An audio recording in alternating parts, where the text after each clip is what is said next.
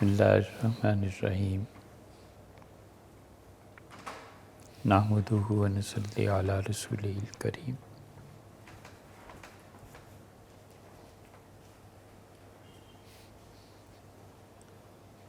اللہ تعالیٰ نے دو مختلف چیزوں کے متعلق ارشاد فرمایا ہے۔ ایک ہے حکم کا ماننا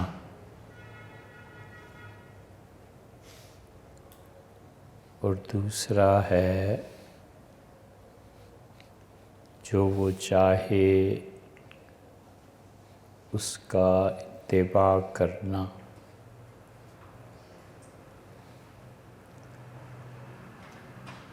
حکم کا ماننا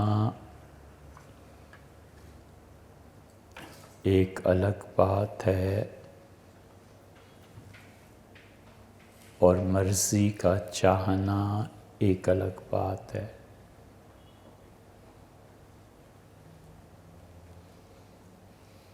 پہلے مرحلے میں انسان کا نفع اور نقصان دونوں چیزیں وابستہ ہیں،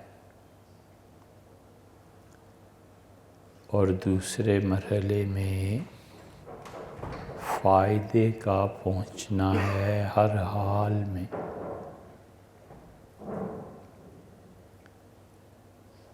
پہلے مرحلے میں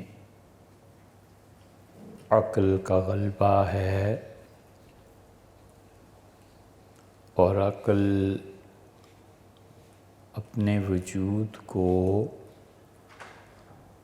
اور جو وجود کے اثرات ہیں، تنقید اور تعریف، اس کے ماننے کو منوانے کو بہت زور لگاتی ہے،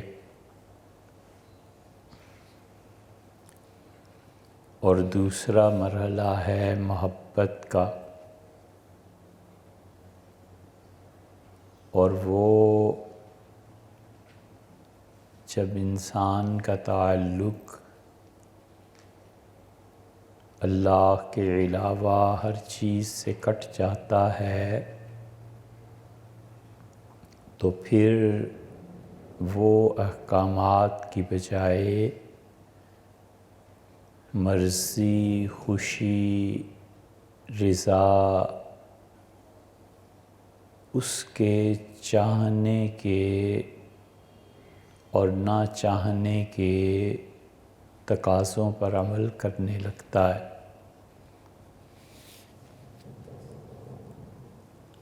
اور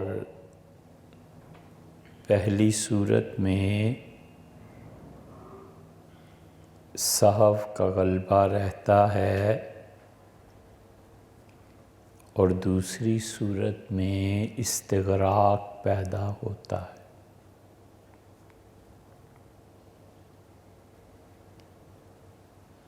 ان تمام احوال میں ترقی وجود کے شعور سے آتی ہے، اور وجود کی حقیقت جب کھلتی ہے تو پتہ چلتا ہے کہ کائنات میں حقیقی وجود کسی کا نہیں ہے۔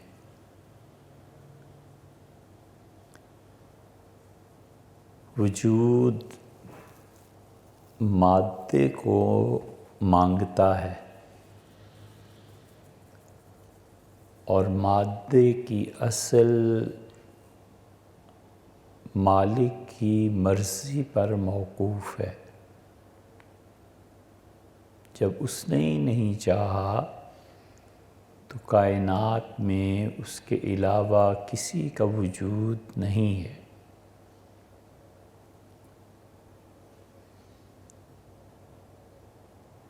نماز میں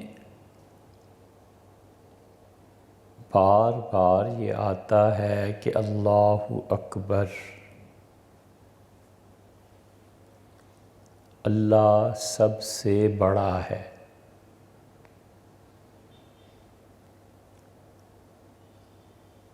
تو بڑا خود تقابل کے لیے چھوٹے کے وجود کو مانے گا تو بڑا ہوگا۔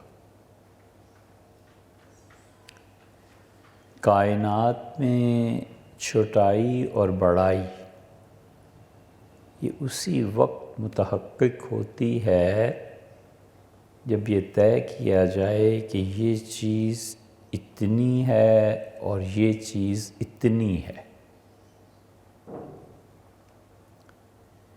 یہ ہے اور وہ ہے، اور تقابل کیا جائے کہ یہ چیز 10 گز کپڑا ہے اور یہ چیز 50 گز ہے، اور اس تقابل میں اور اتنا اور جتنا اور یہ اور وہ، یہ سب چیزیں کسی نہ کسی وجود کا پتہ دیتی ہیں، لیکن آپ غور کریں تو یہ وجود اس کی اصل کیا ہے؟ مثلاً ایک گھر ہے تو یہ گھر کیا چیز ہے؟ یہ انہی متفرق اجزاء کا مجموعہ ہے جو بکھرے پڑے تھے۔ گدھے پہ اینٹیں لاد دیں، اس نے لا کر گرا دیں، خچر پہ ریت لاد دی، اس نے لا کر گرا دی،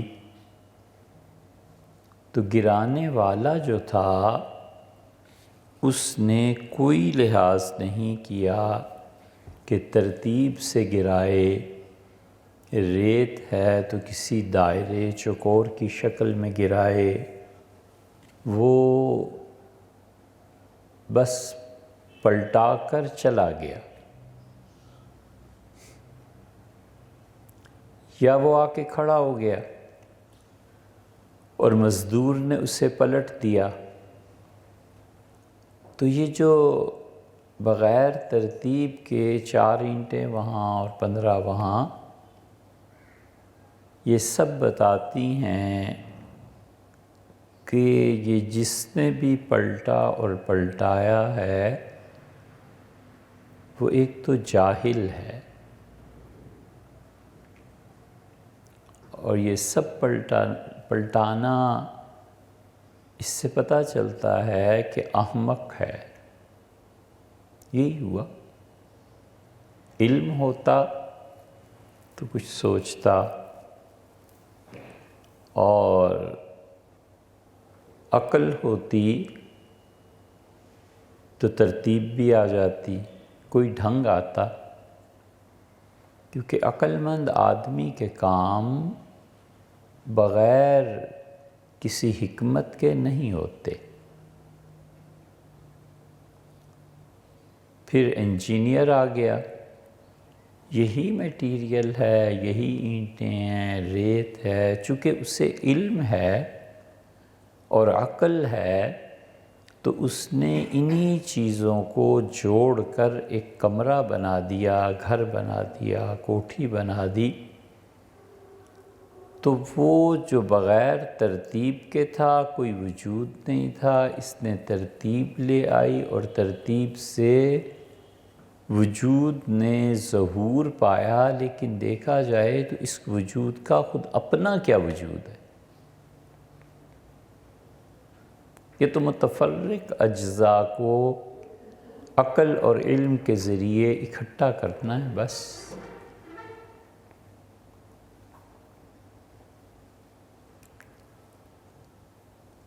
یہ جتنا چھوٹائی اور بڑائی، اتنا اور جتنا،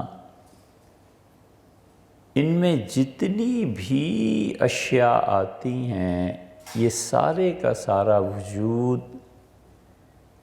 3 اجزاء پر مشتمل ہے۔ ایک اس کی چوڑائی، ایک اس کی لمبائی اور ایک اس کا گہرا ہونا، بس اسی سے سمت بنے گی کہ یہ وجود ہے، یہ اس کا دائیں طرف ہے، اس کا بائیں طرف ہے۔ اب یہ جو جہتیں اور سمتیں قائم ہیں یہ نسبت اور تناسب سے ہیں۔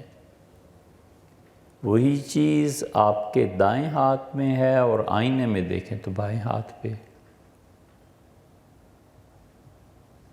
چہرہ سامنے کی طرف ہے تو بایاں ہاتھ ہے، کوئی چیز ادھر پڑی ہوئی ہے اور پلٹ جائیں پورا اور چہرہ ادھر کر لیں تو وہی چیز دائیں ہاتھ پہ آ جائے گی۔ سمتیں ہی ہیں نا۔ اور جہاں پہنچ کے سمت ختم ہو جائے اور جہاں پہنچ کے یہ اتنا اور جتنا، یہ اور وہ، یہ سب چیزیں ختم ہو جائیں، وہاں پر اللہ کہتا ہے کہ فَأَيْنَمَا تَوَلُّوا، اور تم جدھر بھی چہرہ کرو گے فَثَمَّ وَجْهُ اللَّهِ، ادھر ہی اللہ کو پاؤ۔ ہے یہ دشوار بات کہ سمتیں اپنا وجود کھو دیں، رنگ اپنا وجود کھو دیں۔ آدمی دیکھتا ہے اور دیکھنے کے لیے جتنی بھی شرائط ہیں، آنکھ دیکھنے کے لیے موجود ہو، چیز مناسب فاصلے پر ہو،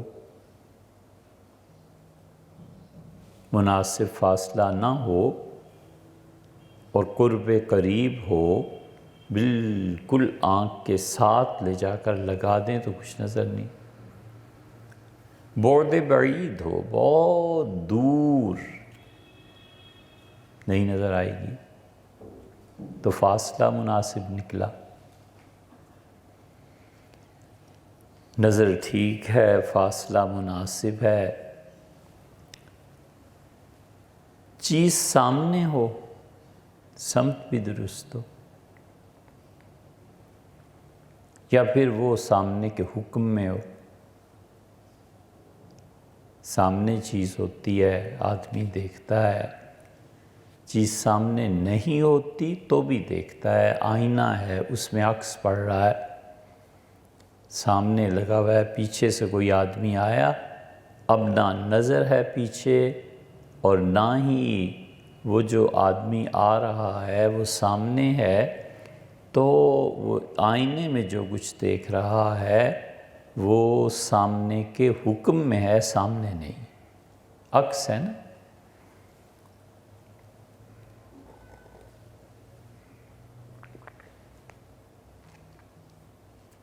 اسی پہ اہل تشیع نے اور معتزلہ نے انکار کیا، وہ کہتے ہیں اللہ کو نہیں دیکھا جا سکتا۔ اہل سنہ کہتے ہیں کہ ساری شرائط دیکھنے کی مفقود ہوں، کوئی بھی شرط دیکھنے کی نہ ہو، پھر بھی دیکھا جا سکتا ہے۔ نہ وہ چیز سامنے، نہ آنکھ ہے، نہ نظر ہے، نہ وہ شے ہے حتیٰ کہ موجود، اور وہ بڑی قریب کی مثال لائیں۔ وہ کہتے ہیں خواب نہیں دیکھتے، اس وقت تو سوئے ہوئے ہوتے ہو۔ اس سے پتہ چلا کہ کوئی اور چیز بھی ہے جو دیکھنے میں مدد کرتی ہے، اور وہ ہے خارج کی روشنی۔ خوب اندھیرا ہے، نظر بھی ہے، چیز بھی ہے، سامنے بھی ہے، حتیٰ کہ ٹھوکر لگ جاتی ہے، گر پڑتا ہے، دیکھ نہیں سکتا، تو باہر کی روشنی وہ دیکھنے میں پھر مدد دیتی ہے۔ تو اللہ تعالیٰ نے فرمایا کہ وَأَشْرَقَتِ الْأَرْضُ بِنُورِ رَبِّهَا، اور قیامت میں جگمگا اٹھے گی زمین اپنے پروردگار کے نور سے۔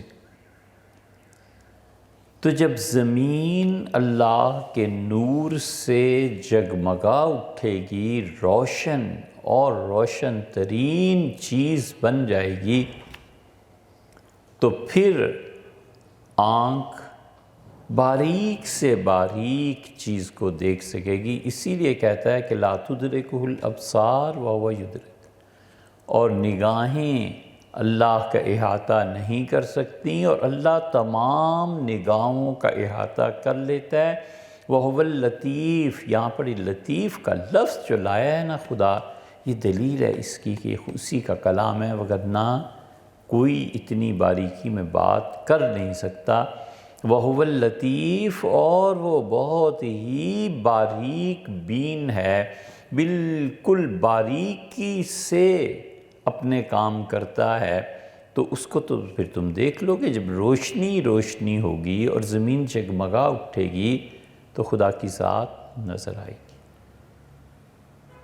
اب وہ رؤیت کس درجے کی ہے؟ جس درجے کا ایمان ہے۔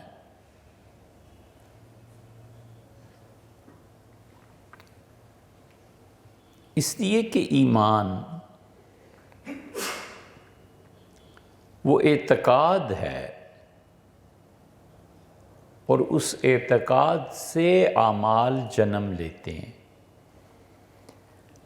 اور اعمال سے قرب کی کیفیات پھر پیدا ہوتی ہیں۔ عمل کبھی رائے گاہ نہیں جاتا۔ اسی لیے اللہ تعالیٰ نے فرمایا ہے کہ لا یضیع اجر المحسنین، وہ نیکی کرنے والے لوگوں کے کسی عمل کو ضائع نہیں کرتا۔ باریک سے باریک عمل، چھوٹے سے چھوٹا عمل،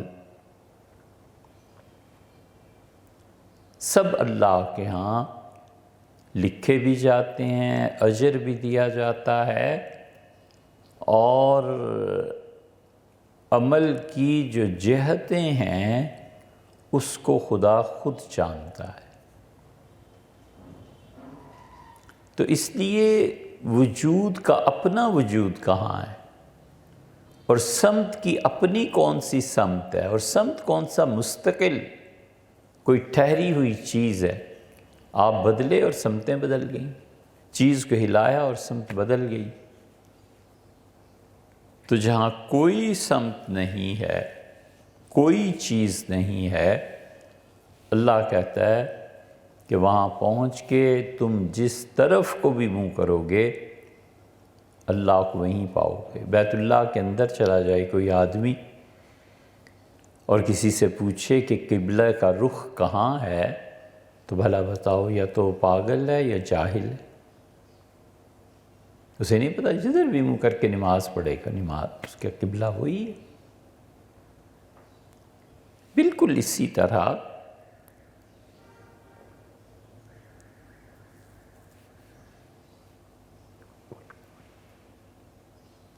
آدمی کا ایک درجہ یہ ہے کہ اس کا وجود اللہ کے حوالے سے ہو، اور جہاں اللہ تعالیٰ کا حوالہ نہ آئے اس میں وہ معدوم ہو۔ یہ جتنے لوگ وحدت الوجود اور شہود پہ بحث کرتے ہیں نا، وہ ساری بحث بس اس ایک نکتے کی ہے کہ انسان کا وجود اللہ کے حوالے سے، اور اس کا عدم بھی اللہ کے حوالے سے عدم ہو جائے۔ جہاں خدا کا حوالہ نہیں ہے وہاں اس کا حوالہ نہیں ہے، اور جہاں خدا کا حوالہ ہے یہ ہے نیکی اور اچھائی کے کاموں میں خدا کا حوالہ ہے کہ خدا نے یہ کام کیا، اللہ کے لیے نماز پڑھنی ہے، قربانی وغیرہ وغیرہ جتنے اعمال ہیں، یہ اتنا ان کی اتباع میں اور اس سے بھی بڑھ کے اللہ کی مرضیات میں لگ جاتا ہے کہ نبھا لے زندگی میں، اس کو بہت بڑی چیز ہے۔ تو بصورت احکامات جب احکامات پر عمل کرتا ہے تو نقائص دور ہوتے ہیں، اور جب مرضی پر عمل کرتا ہے تو پھر وہ انسان کمال تک پہنچتا ہے۔ اس لیے خدا کی مرضی وہ مکمل طور پر اس کا مظہر ہو جاتا ہے، اور اگر وہ مجذوب نہ ہو تو یہ بہت بڑا عروج ہے۔ انسانی صورت اور وجود میں انبیاء علیہ السلام سب سے پہلا مظہر اول ہیں اس کا، کہ اللہ کی مرضی کے بغیر کچھ نہیں۔ بما یحب ربنا ویرضا، ہم اس پہ راضی ہیں، خوش ہیں، بس جس پہ اللہ راضی ہے۔ بشریت کا یہ کلکلہ باقی رہتا ہے، باقی کچھ نہیں۔ صحابہ کرام رضی اللہ عنہم کو یہ چیز حاصل تھی۔ عبداللہ ابن عمر رضی اللہ عنہما اتنے ان چیزوں میں فنا ہو گئے تھے کہ وہ جس اپنے غلام کو دیکھتے تھے کہ سنوار کے نماز پڑھ رہا ہے، بہت اچھی نماز پڑھ رہا ہے، تو اسے کہتے تھے کہ جاؤ خدا کی عبادت کرو اور تم میری طرف سے آزاد ہو، اور فرماتے تھے کہ دو بندگیوں کو جمع کرنا درست نہیں۔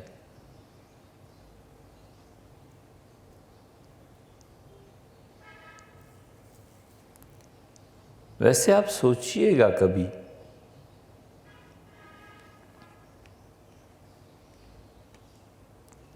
کہ اگر غلامی کرنی ہو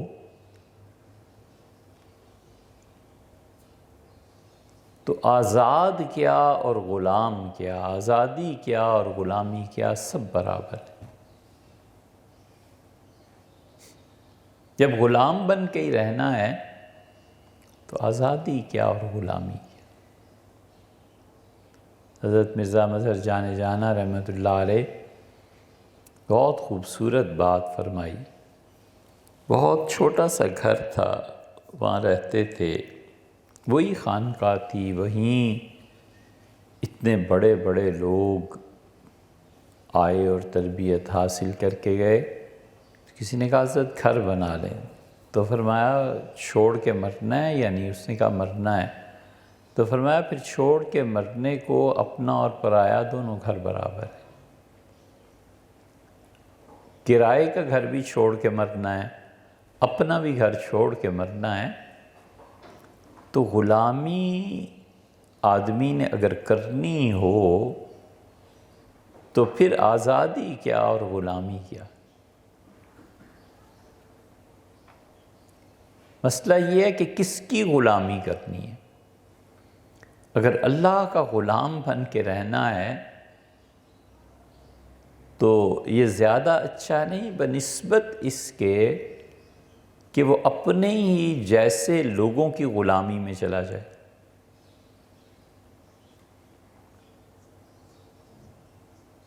بس یہ ہے بات، وگرنہ اس دنیا میں ہر جگہ غلامی ہے۔ حکومتوں کا غلام ہے، اپنی خواہشات کا غلام ہے، پھر حکومتیں اور حکومتوں کی غلام ہیں، پھر دنیا میں جو اپنے آپ کو آزاد کہتے ہیں وہ خود اپنے ہی غلام ہیں۔ روم نے مثنوی میں لکھا ہے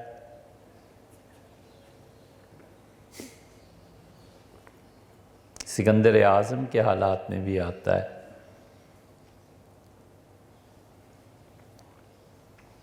اس چیز کی حقیقت کو وہ صوفیہ سمجھے جو اللہ کی مرضیات کے مقام تک پہنچے ہیں۔ اللہ کے حکم کی پابندی اور چیز ہے، وہ اپنے آپ کو نقصان سے بچانا ہے۔ اور اللہ کی خوشی میں اپنے آپ کو فنا کر دینا، یہ کمال تک پہنچنا ہے۔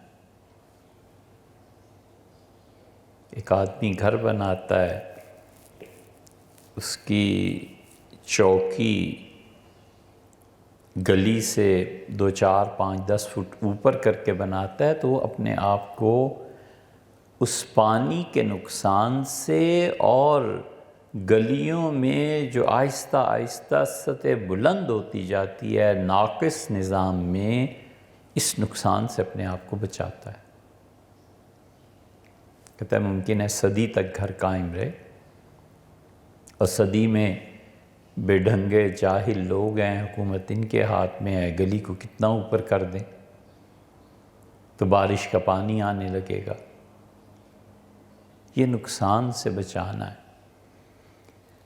اور ایک آدمی وہ اپنا گھر بہت اچھا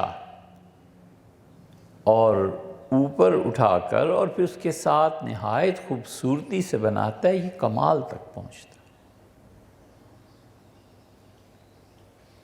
انبیاء علیہ السلام اس مقام کے لوگ تھے کہ اللہ کی مرضیات پر چلے۔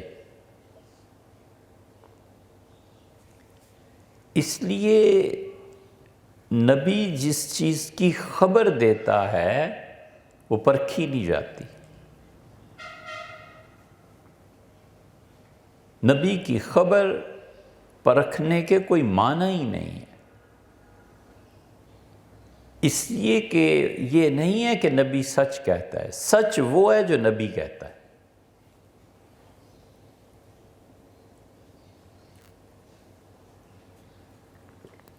دونوں میں فرق ہے۔ حضور اقدس صلی اللہ علیہ وسلم جو چیز بتائیں، ہم لوگوں جیسے نالائق اٹھ کے کہیں جی ہاں آپ نے سچ فرمایا، ہماری تصدیق کی اوقات ہی کیا ہے؟ وہ جو کچھ کہتے ہیں سچ وہی ہے، چاہے ہماری سمجھ میں آئے یا نہ آئے۔ اس لیے کہ اگر وہ سچ نہیں بولے گا تو پھر سچ کا وجود کہاں؟ سچ کا وجود جھوٹ کے مقابلے میں سچ بنا، اور سچ کوئی ایسی چیز تھوڑا ہی ہے کہ اس نے ہر موقع پہ ضروری اپنا وجود تسلیم کرانا ہے۔ سچ بولے اور گناہگار قرار پائے۔ حضور اقدس صلی اللہ علیہ وسلم کے زمانے میں سیدنا ابو بکر رضی اللہ عنہ جیسا آدمی، وہ اس سے پوچھتا ہے کہ تمہارے ساتھ کون ہے؟ سیدنا ابو بکر رضی اللہ عنہ بالکل صاف کہتے کہ محمد ابن عبداللہ صلی اللہ علیہ وسلم ہیں، تو یہ کفر ہو جاتا، کیونکہ انہوں نے بتا دیا نا، کافر پکڑ کے جو کرنا تھا کرتے اور 100 اونٹ انعام میں پاتے۔ انہوں نے کہا یہ مجھے راستہ دکھا رہے ہیں، بات سچی کی۔ لیکن اگر کوئی کہے کہ چھپائی بات تو چھپائی بھی ہو تو بھی وہ کفر سے بچے۔ نبی کو قتل کرنے کے لیے موقع کافروں کو فراہم کر دینا یہ کفر نہیں تو اور کیا ہے؟ وَلِعِیَاذُ بِاللَّہ۔ اس لیے نبوت جو کچھ بھی کہتی ہے سچ وہ ہے۔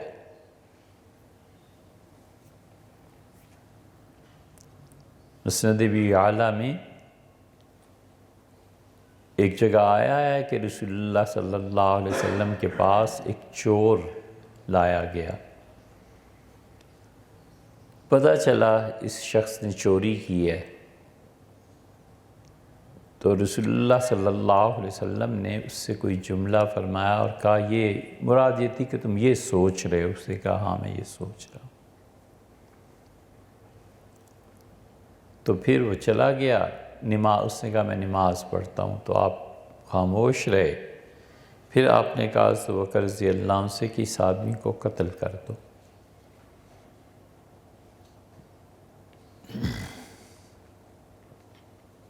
آدمی کا عقیدہ اس کی اصلاح ایک الگ چیز ہے۔ وہ بڑے اطمینان اور تحمل سے بھی ہو سکتا ہے، بات ہو سکتی ہے، دلائل دیے جا سکتے ہیں، کتابیں پڑھنے کو بتائی جا سکتی ہیں۔ ایک ہے نبوت اور نبی کو زیر بحث لے آنا، یہ تلوار کی دھار پہ اپنے آپ کو چلانا ہے، خام خواہ اپنے آپ کو عذاب میں ڈالنا ہے۔ بہت غیر محتاط مولوی حضرت رسالت مآب صلی اللہ علیہ وسلم کو علم غیب تھا یا نہیں تھا، نور تھے کہ بشر تھے، اختیارات تھے کہ نہیں تھے، آپ کا جو بھی عقیدہ ہے آپ اپنے لوگوں کو وہ بتائیے، اور مہذب طریقے پہ اپنے فریق مخالف کی دلائل تردید کے دے دیجیے۔ لیکن یہ دونوں جب بحث کرتے ہیں تو بسا اوقات کفر کے جملوں تک پہنچتے ہیں، اس لیے کہ بے ادبی ہے، توہین ہے، بلا حضور صلی اللہ علیہ وسلم پر بحث کیجیے۔ ختم نبوت کا مسئلہ ہے، ہمارا ایمان ہے اس پہ، لیکن ختم نبوت کے مسئلے میں حضور صلی اللہ علیہ وسلم کا تقابل مرزا غلام احمد قادیانی سے کرنا، یہ بعض اوقات بے ادبی کے ایسے جملے بولتے ہیں جو کفر سے کم نہیں ہوتے۔ نہایت بے ادبی ہے، یہ سوچنا بھی بے ادبی ہے، کہاں حضرت رسالت پناہ صلی اللہ علیہ وسلم، کہاں 2 ٹکے کا۔ تو آدمی محتاط رہے اس معاملے میں۔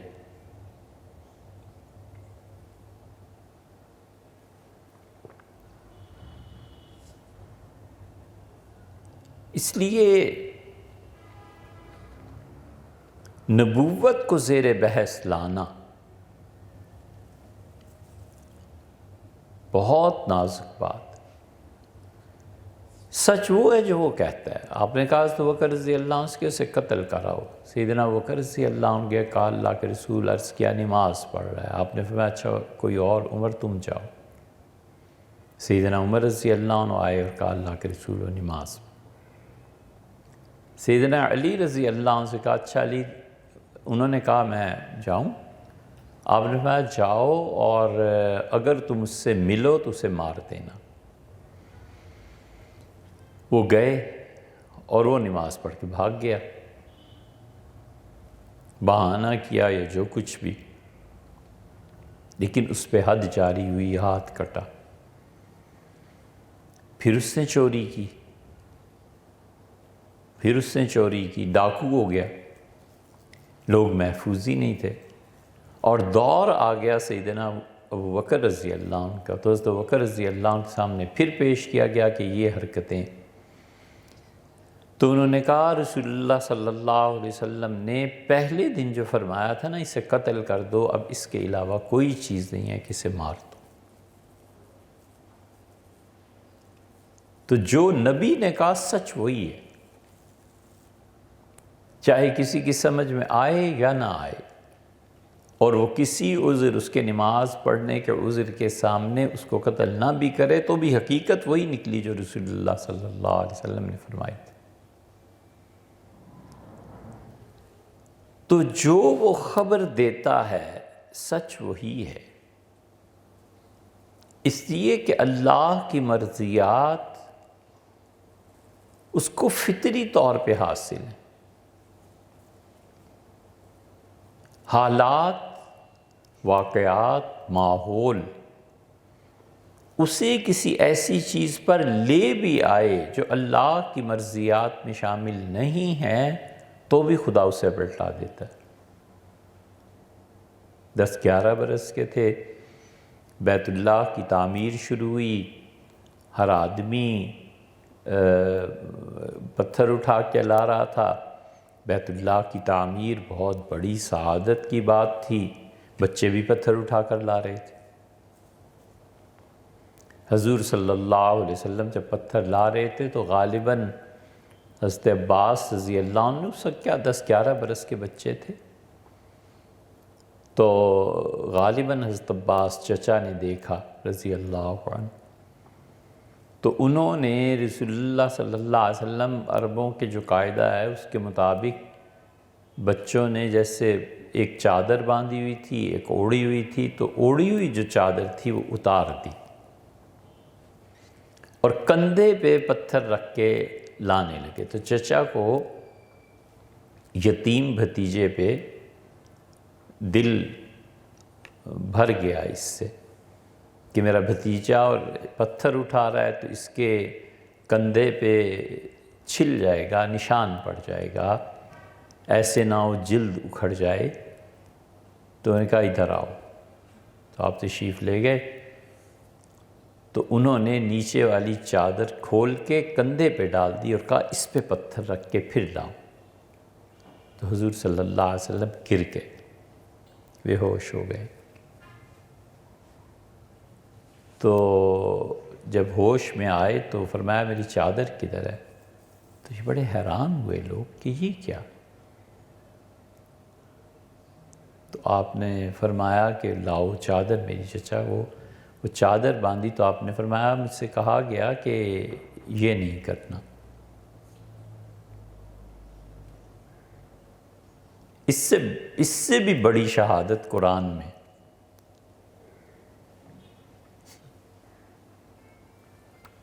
قرآن پہ غور نہیں نہ کرتے،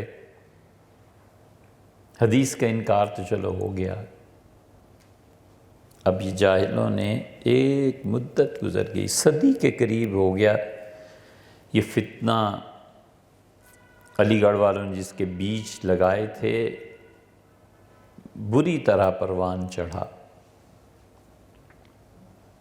قدیم فرقوں میں اہل السنہ کے خلاف ایک فرقہ اور طبقہ جو بنا وہ اہل تشیع تھے، باقی سب فرقے آہستہ آہستہ ختم ہو گئے، بس یہ ایک چیز ایسی ہے جو اب تک ہے، باقی سب ختم ہو گئے آہستہ آہستہ۔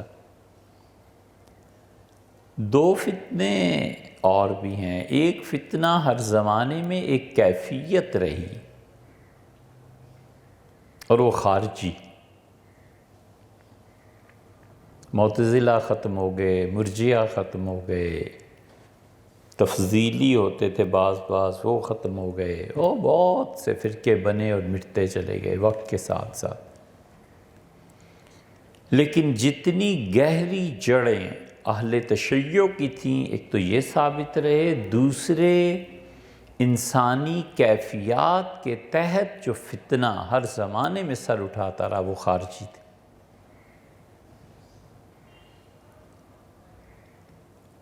وہ جو آدمی تھا نا چور ڈاکو، ایک جگہ رسول اللہ صلی اللہ علیہ وسلم فرمایا تم میرے کہنے کے مطابق اگر اسے قتل کر آتے نا تو میری امت میں کوئی اختلاف باقی نہ رہتا۔ مطلب یہ تھا کہ اس کی نسلیں آگے کو چلیں گی اور یہ اختلاف کریں گے۔ یہ خارجیت، ہم اسی لیے بار بار ان کا اور جو اہل بیت کرام رضی اللہ عنہم کا رد کرتے ہیں، ان کے خلاف بولتے ہیں، والعیاذ باللہ ناسبی، ان کا بار بار ہم رد کرتے ہیں کہ یہ ایسے فتنے ہیں۔ ناسبیت تو خیر کیا اتنی اب چلے گی، کیونکہ وہ انکار حدیث میں آ گئے، وہ ایک الگ چیز ہے، وہ ضم ہو رہے ہیں۔ دوسرا فتنہ یہ خارجیت کا ہر دور میں جاری رہا ہے، اس لیے کہ اس کی اصل جہالت اور تربیت کا نہ ہونا ہے،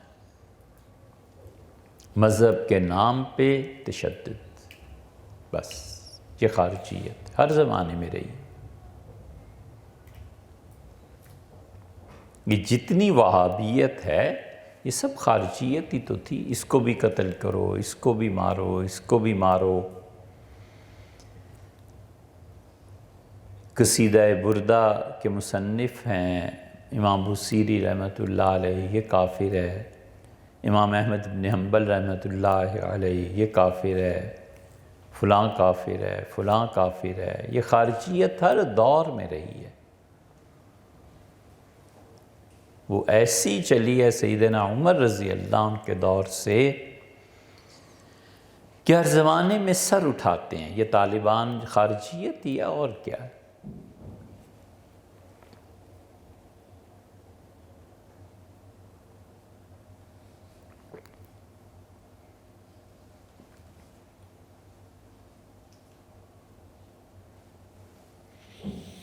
امت کے اکابر کو کافر قرار دینا اور مارنے سے کم بات ہی نہیں. اتنی حیرت ہوتی ہے کہ یعنی اس سے کم فتویٰ ہی نہیں ہے کہ یہ کافر ہے اور قتل کرو. بس یہ سعودیز جب آئے ہیں تو یہ اب کہتا ہے محمد بن سلمان کی ساری برطانیہ کی سازش تھی اور یہ تھا اور وہ تھا. اس زمانے میں جو چیختے تھے تمہارے خلاف، پیٹتے تھے کہ یہ کافروں کے ہتھے چڑھ گئے ہو، نہ کرو یہ، اور نہ قتل کرو، نہ مارو. یہ سب چیزیں وہی تھیں. اس سے کم بات ہی نہیں، اسے مارو، قتل کرو. یہ ابھی ایک آدمی نے مہدی ہونے کا دعویٰ کیا، اور ہم تو جانتے نہیں اس فیس بک پہ کیسے جاتے ہیں یا کیسے دیکھتے ہیں. نہ ہم کبھی گئے، یہ بھی نہیں، ویب سائٹ یہ بھی پتہ ہی نہیں ہے کیسے جاتے ہیں. کوئی نہ ہی کوئی کبھی بھی ایسا ہوا نہیں، دلچسپی نہیں. لیکن جن دوستوں نے بھی پوچھا انہوں نے کہا سب کہتے ہیں مار دو، قتل کر دو. ہم نے کہا یہ مذہبی جلاد ہیں، اور اپنے سے چھوٹے یا بڑے جلاد جو ہیں نا، یہ پولیس والے ان کے ہتھے چڑھا دیں گے. اب مقدمہ ہو گیا، سائیوال میں پکڑا گیا، یہ ہو گیا، وہ ہو گیا. یہ سب چیزیں نفع پہنچاتی ہیں ان چالاک اور مکار لوگوں کو جو در حقیقت دین کو نہیں پسند کرتے. وہ کہیں گے لو تمہارا ایک اور اٹھا ہے فتنہ. لو، کرنے کا کام کیا ہے؟ کرنے کا کام یہ کہ کوئی اللہ کے سنجیدہ بندے ہوتے، ان سے گورنمنٹ اپنے طور پہ ملاقات کرا دیتی کہ یہ کیس کیا ہے. وہ کیس یہ بھی ہو سکتا ہے کہ وہ مصنوعی ہے، جعلی ہے، اس کی بھی ایک ترکیب ہے. وہ کیس یہ بھی ہو سکتا ہے کہ نفسیاتی اثر ہے، جو ڈاکٹرز ہیں، نفسیات کے ماہرین ہیں، ان کے حوالے کرو. تم نے ضروری مار کے ایک آدمی کو اور بگاڑنا ہے، ایک فتنہ پیدا کرنا ہے. ماشاءاللہ بڑے بڑے اچھے ماہرین نفسیات، کئی مرتبہ ان میں سے بعض لوگوں سے بات چیت ہوتی ہے. وہ کہتے ہیں یہ مسئلہ ہے شریعت، ہم کہتے ہیں حضرت یہ مسئلہ ایسے، ڈاکٹر صاحب ایسے ایسے ایسے، بھی بڑے خوش ہوتے ہیں. اور وہ جو چیزیں بتاتے ہیں ہم بھی بہت خوش ہوتے ہیں کہ ماشاءاللہ یہ نفسیات پورا علم ہے. اس میں وہ باقاعدہ بتاتے ہیں کہ اس طرح کوئی انسان اپنے آپ کو مہدی سمجھنے لگتا ہے. لیکن یہ پڑھی لکھی قیادت ہو تو تب نہ. پرلے درجے کے جاہل، کیا پولیس والے اور کیا یہ فتوے دینے والے. اور اس شخص کے شکل و صورت اور حلیے سے پتہ چلتا ہے کہ جیسے وہ کبھی اللہ کو یاد کرتا رہا ہو یا سنت کا اتباع ہے وغیرہ وغیرہ. اس کا حل بھی ہے اور ہے. یہ جتنے صوفی سلوک کو طے کرتے ہیں اور اسباق میں چلتے ہیں، نقشبندی، مجددی، چشتی، صابری، نظامی، اور سلسلہ چشتیہ میں خاص طور پہ کبھی ایک مقام آتا ہے جب اسے اللہ کے فرشتے کہتے ہیں کہ تم مہدی ہو. اور اگر شیخ زندہ نہ ہو یا یہ کہ وہ کسی ناقص آدمی کی مجلس میں چلا جائے، یا تیسری صورت یہ ہو جاتی ہے کہ اس نے اپنے طور پہ اللہ اللہ کرنا شروع کر دیا، تو ایک مقام آتا ہے جہاں پر پھر شیطان یا اللہ کے فرشتے دونوں طرف سے اسے یقین دلایا جاتا ہے کہ تم مہدی ہو، اور اس مقام پہ پہنچ کے وہ پھر یا تو شیخ سنبھال لے اور یا پھر نہ ہو اور یہ دعویٰ کر دے، تو وہ جو بزرگ ہوتے ہیں اس زمانے کے وہ پھر اسے اس مقام سے نکال سکتے ہیں، اگر یہ شرارت نہیں کر رہا، مکار نہیں ہے تو۔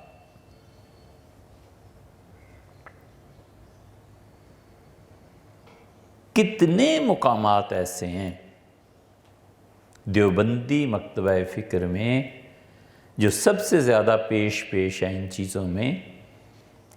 ان میں سے ہمیں نہیں گمان کہ کسی ایک نے بھی حضرت مولانا یعقوب نانوتوی رحمۃ اللہ علیہ کی جو ڈائری چھپی ہے اسے پڑھا۔ مولانا محمد یعقوب نانوتوی رحمۃ اللہ علیہ نے جو خطوط لکھے ہیں جسے مرتب کیا ان کے خلیفہ نے، اس میں حضرت نے اس پہ بحث کی ہے، روشنی ڈالی ہے۔ اور حضرت رحمۃ اللہ علیہ کے خطوط تو رہے سو رہے۔ ہم نے ایک مرتبہ اپنے حضرت سے پوچھا، کوئی بات اور تھی تو کچھ اور چیزیں پیش کی، کچھ اور چیزیں، تو خود مجھ سے یہ بات فرمائی کہ اس جگہ پر یہ حال تھا میرا کہ مجھے یہ کہا گیا کہ تم مہدی ہو، بار بار مجھے یقین دہانی کرائی گئی، اور میں چونکہ اس مقام کو جانتا ہی نہیں تھا تو میں اس پہ پریشان رہا۔ پھر میں نے خط لکھا دیوبند میں حضرت مدنی رحمۃ اللہ کو، اور ان کے خط کا جواب اب وہ چھپ بھی گیا ہے۔ تو حضرت رحمۃ اللہ نے مجھے لکھا کہ اس کا مطلب یہ ہے کہ آپ صحیح راہ پہ چل رہے ہیں، آپ کی ترقیات جو ہو رہی ہیں اس میں شیطان کا دخل نہیں، مراد حضرت رحمۃ اللہ کی، اور یا پھر اس سے زیادہ یہ کہ آپ کے جو شیخ ہیں جو آپ کی رہنمائی ہو رہی ہے وہ ٹھیک ہے، بس۔ فرمایا پھر کبھی اس کے بعد ان کا خط ملنا تھا اور جیسے آگ پہ پانی پڑ جاتا۔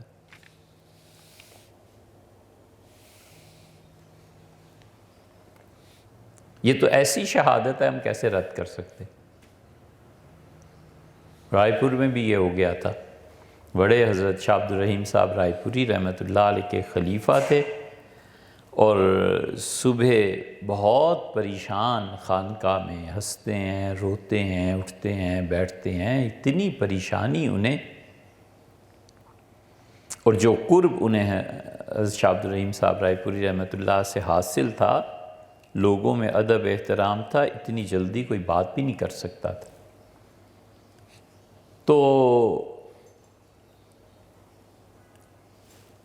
شاہ عبد الرحیم صاحب رائے پوری رحمۃ اللہ علیہ بڑے حضرت، ان سے بھی سارے یہ لوگ فجر کی نماز اشراق پڑھ کے پھر 2-4 گھنٹے آخر تک ذکر بالجار، مراقبات، اللہ کا ذکر، یہ جاری رہا۔ اس لیے جو لوگ بھی یہ سمجھتے ہیں کہ کوئی ایسا مقام بھی آ جاتا ہے جہاں پہنچ کے اللہ کے ذکر اور اس کی یاد سے آدمی مستغنی ہو جاتا ہے، وہ گمراہی ہے۔ جتنا قرب بڑھ جائے احتیاط کا مقام اتنا ہی بڑھ جاتا ہے۔ انعامات بھی ایسے ہی ہوتے ہیں اور گرفت بھی ایسے ہی ہوتی ہے۔ اللہ کی مرضیات، اللہ کی خوشی کس چیز میں ہے، اس کو حاصل کرنا۔ اللہ تعالیٰ نے فرمایا وَرَهْبَانِيَّةً ابْتَدَعُوهَا، اور دنیا سے قطع تعلق کر کے تنہائی میں چلے جانا، یہ ان عیسائیوں نے خود سے ایجاد کر لی تھی۔ مَا كَتَبْنَاهَا عَلَيْهِمْ، ہم نے تو حکم نہیں دیا تھا۔ اور پھر یہ نہیں ہے کہ خدا نے اسے برا کہا ہے۔ اللہ کہتا ہے اگر یہ ایسی بری چیز تھی تو اللہ تعالیٰ بتا دیتے کہ نہ کریں، یہ نہیں کہا۔ فرمایا فَمَا رَعَوْهَا حَقَّ رِعَایَتِهَا، جتنے آداب، جتنے اس تنہائی کے تقاضے تھے خدا کے قرب کے، یہ اسے پورا نہیں کر سکے۔ یعنی پورا کرتے تو بہت اچھی بات تھی، یہ اس کی رعایت نہیں کر سکے۔ تنہائی خدا کی یاد کے لیے وہ خود جو اس کا نیگیٹو پہلو ہے نا، اس کو آدمی اگر سنبھال لے تو بہت بڑی نعمت ہے۔ یا پاگل ہو جائے، مجنوں ہو جائے، اسے کہیں سے یہ ذہن میں آ جائے کہ یہ تنہائی جو ہے بس یہ خدا کا حکم ہے میرے لیے، اور پھر اس پہ جو مفاسد مرتب ہوتے ہیں، اللہ کی طرف ہر چیز کی نسبت کر دینا، یہ ٹھیک کام تھوڑے ہی ہوتے ہیں۔ تو یہ سب حضرات ذکر، اذکار، اور یہ جتنی یہ ہے بات بڑی مشکل، لیکن اس مشکل کا نتیجہ کیا ہے؟ کوئی منہ نہیں لگاتا، کوئی آتا ملتا نہیں، نہ صحیح۔ یہ جتنی دین کی تحریکی اور تبلیغی کوششیں ہیں نا، یہ بالعموم اللہ کے ذکر سے فارغ ہو گئے، بالعموم۔ تحریکیں چل رہی ہیں، اسلام کا نفاذ، ریاست مدینہ، پتہ نہیں کیا کیا، اور ان کے قائدین، ان کے ورکرز، ان میں سے 1% بھی اللہ کو یاد کرنے، اللہ کو یاد تو کرنا کیا، نماز ہی نہیں پڑھتے۔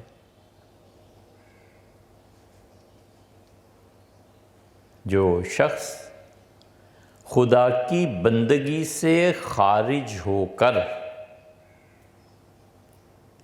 اسلام اور دین کی بات کرتا ہے نا، یا تو وہ اپنا غصہ ہے جس نے اسے یہ راہ دکھا دی ہے کہ دین کی بات کر کے اپنا غصہ نکالو، اور یا پھر یہ اس کی جنسی خواہشات ہیں جو پوری نہیں ہوتی، اور وہ جنس غصے کی صورت میں تبدیل ہو کے سامنے آتی۔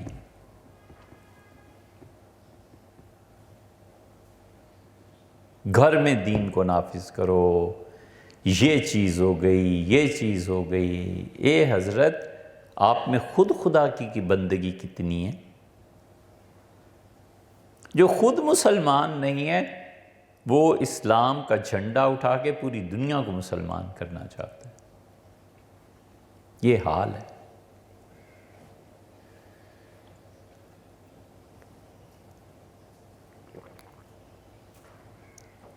اور جو تبلیغی ہیں وہ اللہ کی یاد کے وہ جو تزکیے کے طریقے تھے جس پہ چل کر امت کو نفع ہوا، اور انہوں نے جاتے ہوئے تصدیق کی مہر لگائی کہ یہ طریقہ بزرگوں کا ٹھیک ہے، وہ اس سے نکل گئے۔ 3 تسبیحات صبح پڑھنی، 3 شام پڑھنی، کوئی تربیت نہیں ہے، کوئی ذکر اللہ کا جہر سے، سری، خفی، کچھ بھی مراقبہ، کچھ بھی نہیں، وہ جانتے ہی نہیں، بلکہ ان کو اب ایسے بدبخت پیدا ہو گئے جو کہتے ہیں یہ بدعت ہے، والعیاذ باللہ۔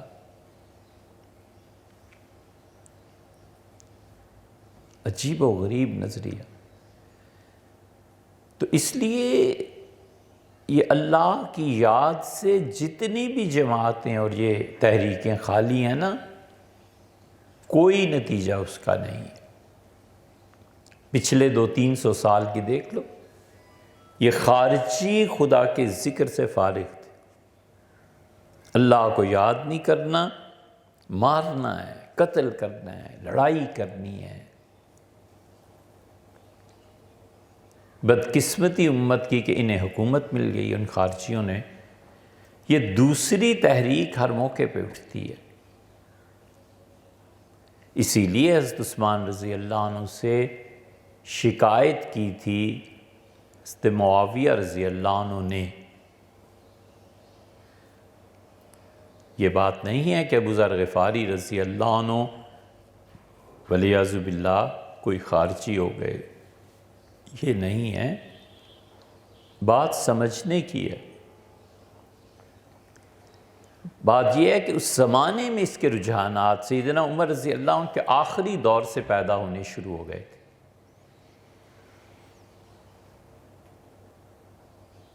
تو حضرت معاویہ رضی اللہ عنہ لکھا سیدنا عمر رضی اللہ عنہ کو کہ آپ ابو ذر کو واپس بلا لیں، یہ جو کچھ یہاں کہہ رہے ہیں اس سے مجھے ڈر ہے کہ کوئی فتنہ نہ پیدا ہو جائے۔ عثمان رضی اللہ عنہ امیر المومنین تھے، انہوں نے بلا لیا، پوچھا، فرمایا کہ تم ابو ذر، ابو بکر اور عمر رضی اللہ عنہ کی خلافتوں کے خلاف بولتے ہو؟ ان کا نہیں حضرت، میں نے ایسی کوئی بات نہیں کی۔ ان کا یہ جملے، انہوں نے کہا میں نے عمومی حالت پہ تبصرہ کیا ہے، یہ جو آپ تک رپورٹ پہنچی ہے یہ ایسے نہیں ہے، ایسے۔ ان کی تسلی، خاموشی، دانا اور فہیم آدمی تھے، اور تربیت بھی رسول اللہ صلی اللہ علیہ وسلم نے کی تھی۔ پھر انہوں نے دوسری بات کہی، انہوں نے کہا ابو ذر یہ آپ اس کے بھی خلاف ہیں کہ کوئی آدمی اپنی ذاتی ملکیت، انہوں نے کہا حضرت میں کہتا ہوں یہ جتنی ملکیتیں ہیں اس کو خرچ ہونا چاہیے۔ سیدنا عثمان رضی اللہ عنہ سمجھ گئے کہ ابو ذر ٹھیک ہیں لیکن لوگوں کا معیار وہ نہیں ہے۔ تو انہوں نے کہا حضرت ابو ذر رضی اللہ عنہ نے کہ حضرت لوگ سمجھتے ہیں کہ میں تشدد پسند ہو گیا ہوں، اور اپنی پگڑی اتاری اور کہا دیکھ لیں میں نے بال رکھے ہوئے ہیں۔ اب جس کو اس بیک گراؤنڈ تاریخ کا نہیں پتا نا تو وہ اس فکرے کو سمجھ ہی نہیں سکتا۔ اس زمانے میں یہ جو نئے نئے اپنے اوپر اسلام نہ آئے اور باقی ساری دنیا میں نافذ ہو جائے، یہ جو گمراہ لڑکے اٹھے ہوئے تھے نا سب سر مڈاتے تھے۔ حنفیہ نے اسی لیے بال رکھنے کو ترجیح دی ہے منڈانے سے، اور جو منڈاتے ہیں وہ اس لیے کہ سیدنا علی رضی اللہ عنہ کا یہ تھا، ان کے بال بہت گھنے تھے، وہ کوفہ میں تھے تو سر منڈاتے تھے۔ فرماتے تھے کہ جب سے میں نے سنا ہے حضور صلی اللہ علیہ وسلم سے کہ ہر بال کے نیچے ناپاکی ہوتی ہے، تو عادیت و راسی میں اپنے سر کا دشمن ہو گیا ہوں، انہیں بال نہیں رکھتا۔ جن میں حنفیوں نے وہ روایت ان میں ہے یہ، وگرنہ اس زمانے میں جو خارجی تھے نا متشدد، ان کی یہ علامت بن گئی تھی کہ سر منڈاتے تھے، بال نہیں رکھتے تھے۔ تو انہوں نے بال دکھا، ان کا حضرت میں نے بال رکھے ہوئے ہیں، یعنی میں اس گروہ سے نہیں ہوں۔ یہ دوسرا فتنہ ہے، لیکن یہ ہر زمانے میں سر اٹھاتا ہے۔ اب اور جب اسپین سے مسلمان بے دخل ہوئے ہیں، ان دونوں مواقع پہ غیر مسلم طاقتوں نے اس کا فائدہ اٹھایا ہے۔ اب تو بالکل ظاہر ہے، دوسرے کی تفصیلات پڑھنی ہو کہ اسپین سے مسلمان کیسے نکالے گئے تو برٹانیکا میں ان میں پڑھیں آپ سب بڑی کتابوں میں، تو پتہ چلے گا کہ لوگوں کو جذبات میں مشتعل کر کے اور قتل و غارت گری کروا کے حکومت چھین لی گئی، طاقت ختم کر دی۔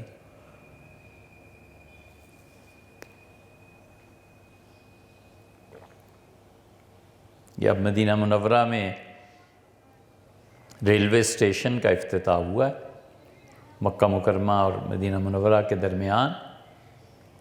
تو کئی دوستوں نے سعودیہ سے فون کر کے بتایا کہ حضور اقدس صلی اللہ علیہ وسلم کی آمد پہ جو اشعار پڑھے گئے وہ پڑھے جا رہے تھے، میلاد کی باتیں ہو رہی تھیں، اور حضور اقدس صلی اللہ علیہ وسلم کے دن یعنی ولادت کے دن کے متعلق اشعار پڑھے گئے۔ تو ہم نے کہا پچھلوں کو اٹھاؤ قبروں سے، وہ جو اسے بدعت قرار دے کے قتل کرتے تھے۔ یار آپ کی بات مان لی، ولیعذ باللہ فرض کر لو ایک لمحے کے لیے یہ مکروہ کام ہو گیا، بدعت ہو، اس کی سزا قتل تھی۔ مدینہ منورہ کا کوئی کوچہ، کوئی گلی خالی نہیں تھی جہاں پر مشائخ کی خانقاہیں نہ، سب مسمار کر کے تباہ و برباد کر کے ماڈرن مدینہ منورہ بن گئے۔ اب تو جگہ ہی آ گئی ہے مدینہ منورہ میں، جنہوں نے پرانے وقت میں کبھی حاضری دی ہوگی، رسول اللہ صلی اللہ علیہ وسلم کی قبر شریف کے باہر یہ اب ساری وہ میدان بن گیا ہے، یہاں پہ حضرت مرزا مظہر جان جانا رحمۃ اللہ علیہ کے سلسلے کی خانقاہ تھی، قادریوں کی خانقاہیں تھیں بہت زیادہ۔ یہ فتنہ ہر دور میں اٹھتا ہے، اس لیے اس کی تردید عام طور پہ کرتے رہتے ہیں تاکہ لوگ جانیں کہ جن جذبات میں آ کر آپ اس مقام کو چند سالوں میں حاصل کرنا چاہتے ہیں، وہ مقام قوموں نے صدیوں محنت کر کے حاصل کیا ہے۔ یہ راتوں رات کی بات نہیں اور بچوں کا کھیل نہیں ہو سکتا، وہ صدیوں میں حاصل ہوا ہے۔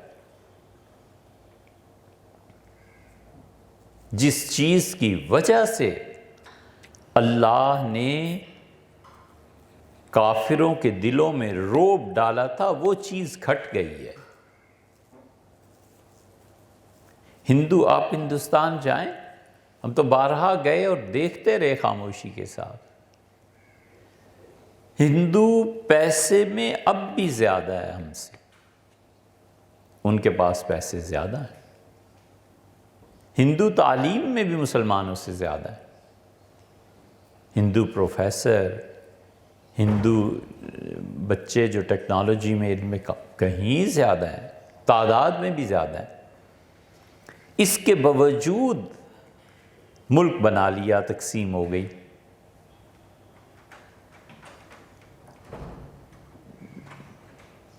لکھنؤ میں کسی نے کہا خان صاحب آ گئے، خان صاحب، پٹھانوں کا خوف گیا، ابھی بھی دلوں میں گھسا ہوا ہے۔ اچھا خان صاحب، یہ سب کیا ہے؟ یہ اصل میں خدا کے دین کا وہ نشان ہے جو دل میں گڑ گیا ہے مسلمانوں کے، وہ دھندلا ہوتا چلا جا رہا ہے۔ یہ وہ واحد چیز ہے جس نے رعب ڈالا ہوا ہے، اب بھی اور پہلے بھی، اب کم ہو گیا۔ تو یہ خارجیت، انہیں اس کے علاوہ سوجے ہی کچھ نہیں، اور اس کا ایک مظہر بھی 2-3 سال پہلے آیا۔ پروفیسر ہے، خط لکھا ہے حکومت کو کہ رات کی تاریکی میں حضرت رسالت مآب صلی اللہ علیہ وسلم کی ولیعذ باللہ خاک پڑے اس کے منہ میں۔ فرمایا تھا رسول اللہ صلی اللہ علیہ وسلم نے کہ جس نے حج کیا اور ہماری زیارت کو نہیں آیا، اس نے ہم سے بے وفائی کی، اور اپنی قبر اطہر کے متعلق بہت بلند کلمات ارشاد فرمائے۔ اس بدبخت نے لکھا حکومت کو کہ رات کی تاریکی میں اس قبر کو کہیں غائب کر دیا جائے، اور جسم مبارک اگر مل جائے تو اسے کہیں دفن کر دیا جائے۔ شرک کا سب سے بڑا اڈا یہی ہے، یہ کفر نہیں ہے تو اور کیا ہے؟ بجائے اس کے کہ اس پہ کوئی تعزیر جاری کرتے، بجائے اس کے کہ اسے کوئی سزا ملتی، بس اتنا کہا گیا کہ نہیں ہو سکتا یار، یہ ٹھیک نہیں۔ یہ خارجیت فتنہ ہے ہر زمانے کا۔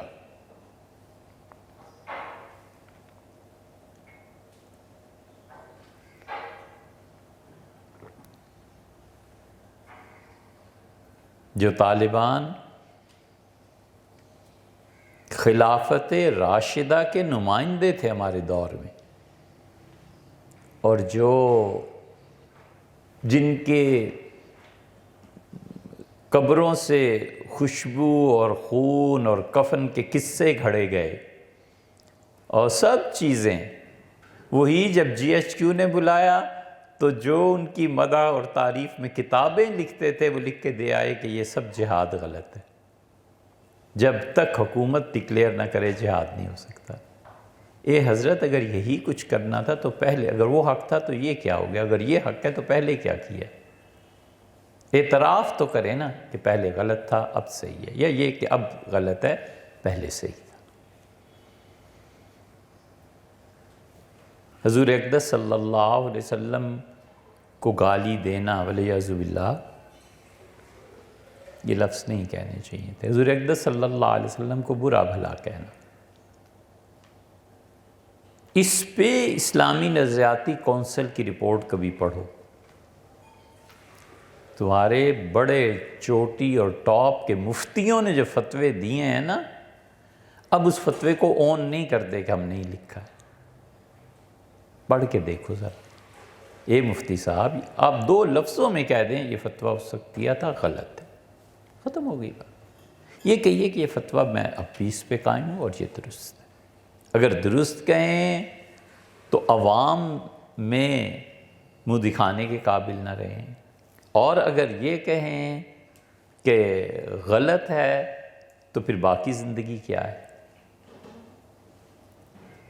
یہ وہ تضاد ہے جو ہمارے دور میں لوگوں کو دین سے ہٹاتا ہے۔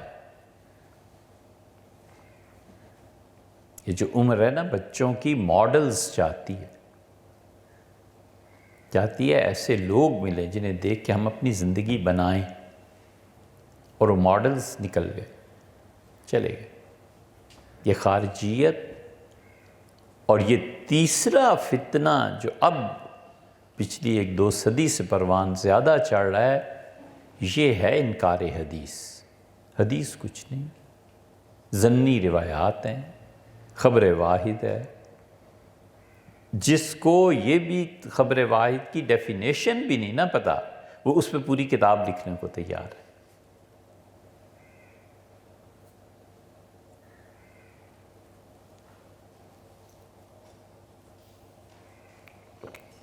کسی نے عیادت کے لیے گئے تو وہ بیچارے بہت ہی سادہ تھے،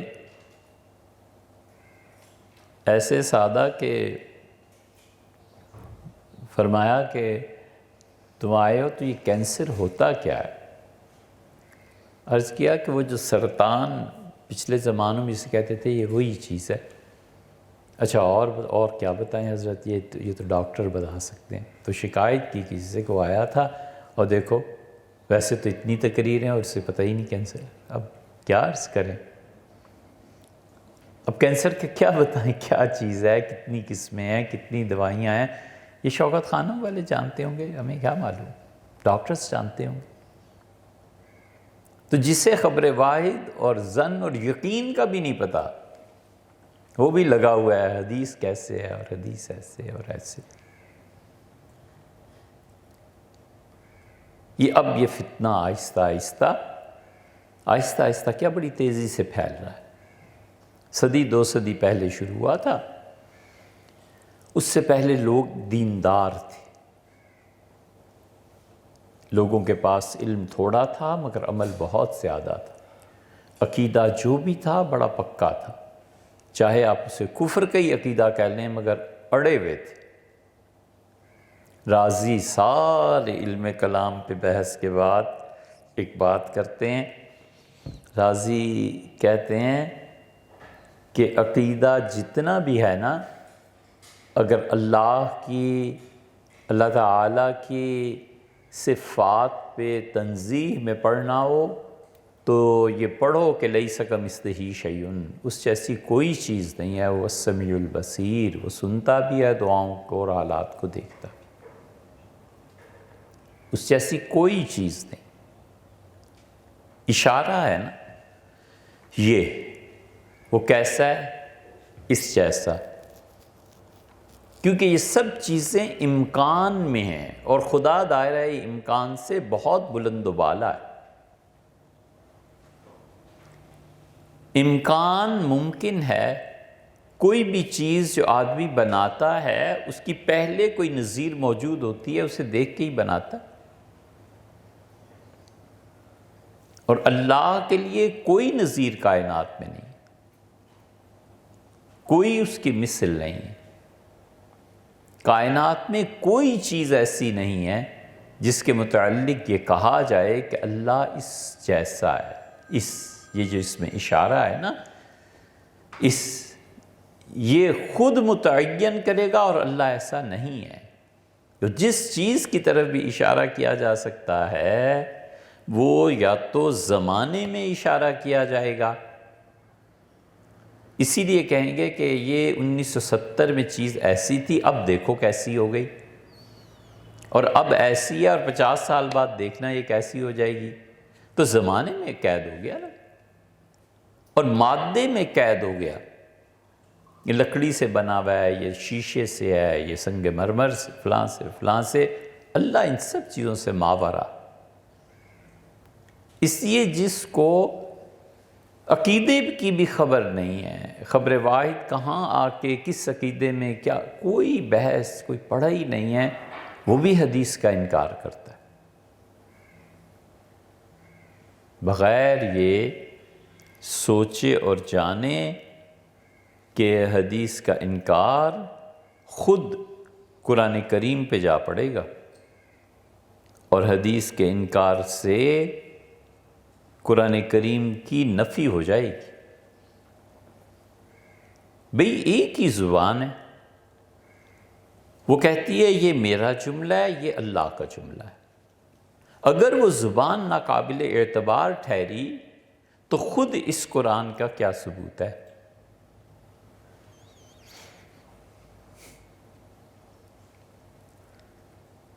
وہ جو سوالات پچھلے چند بیانات میں جن کا تذکرہ آیا ہے، اس میں اس نے یہی اعتراض کیا، اس نے کہا، لکھا یہی کہ تم جو کہتے ہو کہ سبحان الذی اسریٰ بعبدہ لیلا من المسجد الحرام الی المسجد الاقصیٰ، تو یہ جو مسجد اقصیٰ ہے یہ تو 300 سال بعد بنی ہے۔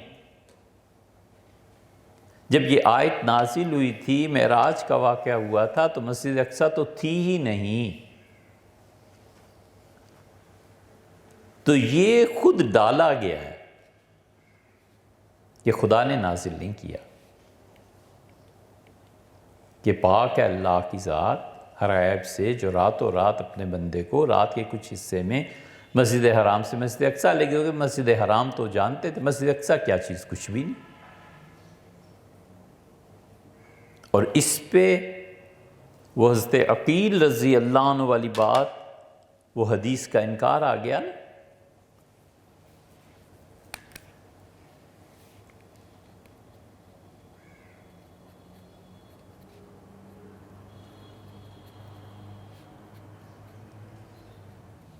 یہ بات ہم بھول گئے، ذہن میں تھا کہ یہ ریکارڈ کرانا ہے، مگر اس وقت سے اب تک ذہن میں ہی نہیں ہے۔ یہ آپ کے آنے کی برکت ہے، اچانک ذہن میں آیا کہ یہ بات بھی کہنی تھی۔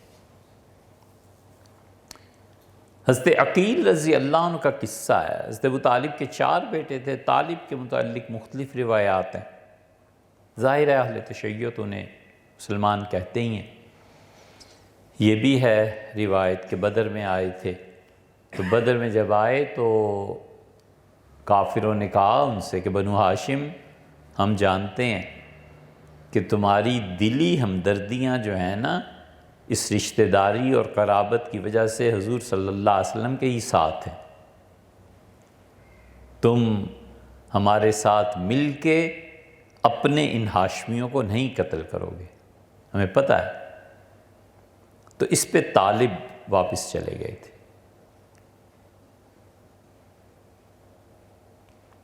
اور اسی لیے رسول اللہ صلی اللہ علیہ وسلم نے بھی فرما دیا تھا کہ تم میں سے کسی کی تلوار کے سامنے اگر عباس آ جائے نا چچا، تو انہیں کچھ نہیں کہنا۔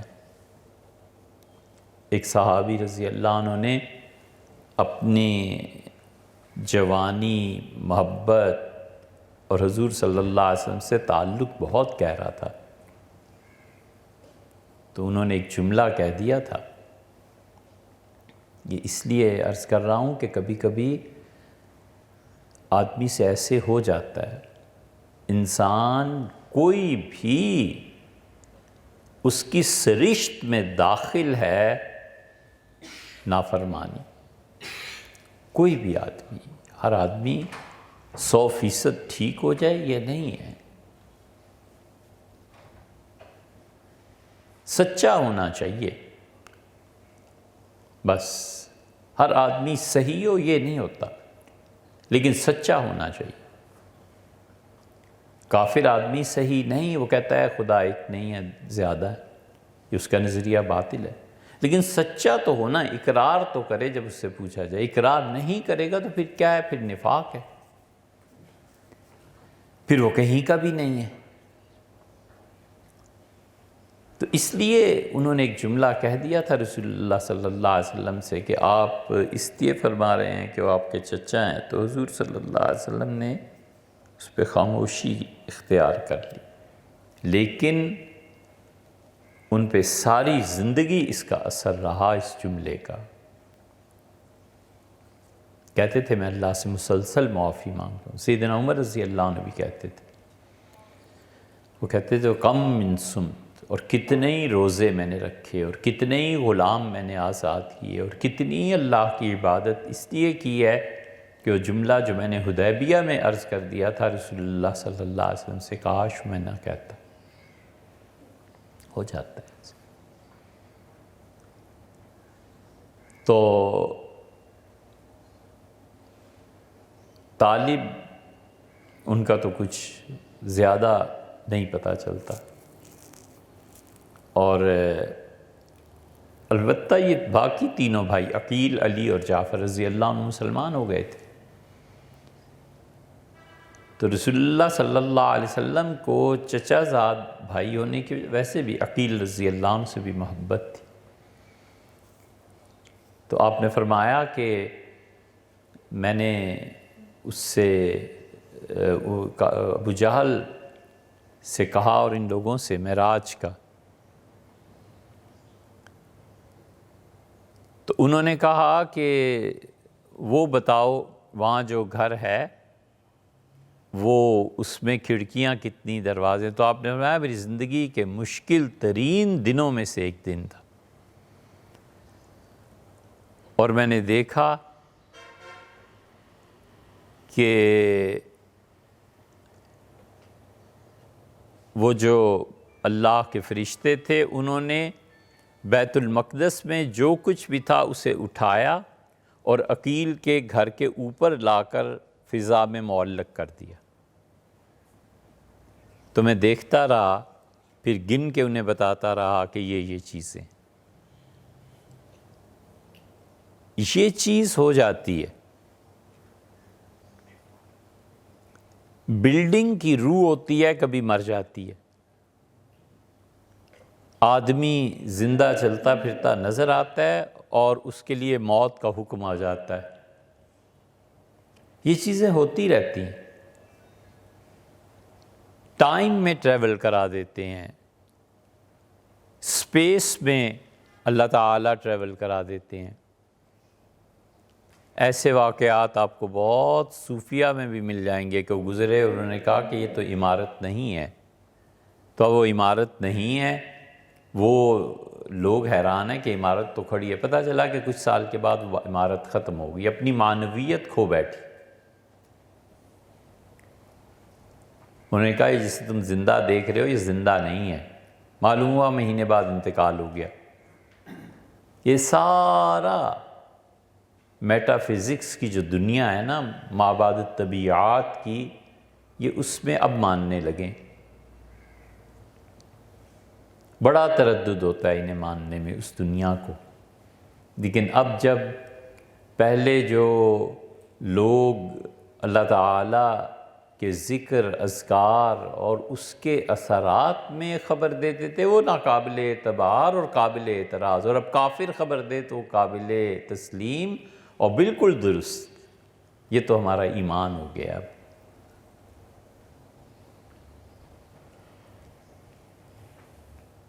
امریکہ سے رپورٹ آئے کہ بچہ جو ہے اس پہ اثرات ماں کے مرتب ہوتے ہیں اس کے وجود میں آنے سے 1.5 سال پہلے بھی جو کچھ ماں نے کیا ہے وہ بھی وجود میں اثرات آتے ہیں 15 ماہ پہلے،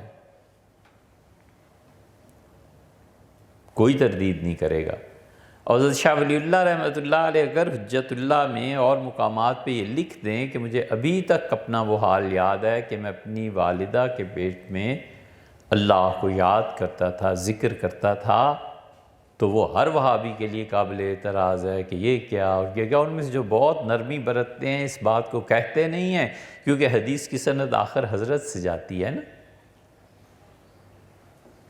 کبھی نہیں بات کرتے۔